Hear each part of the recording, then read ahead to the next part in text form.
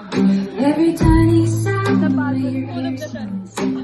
Nightlight shadows on the wall. Summer salts and cannonballs. I wanna soak it all in. Thank you so much po sa mga coordinator ko po, and also po sa mommy ko po and sa daddy ko.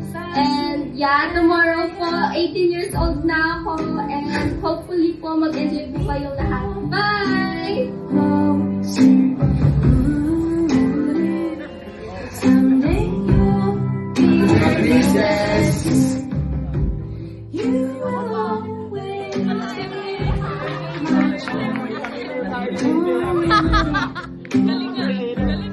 little while.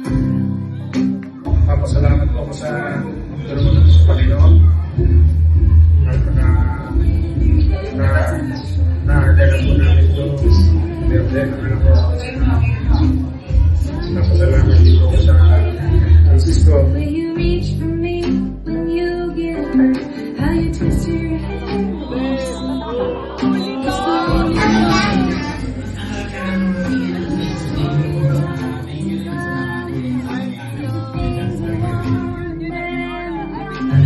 Kasi yung nagpasok parang sa pagiging ako, pinakatunayan ka na. Kasi ikaw nag-organize ng birthday mo.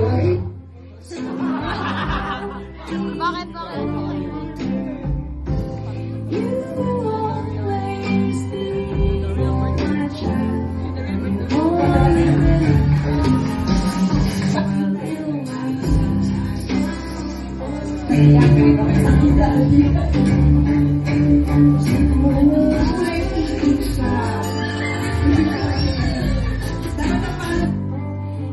Right now po, na 18 na po ako. Yung goal ko po is,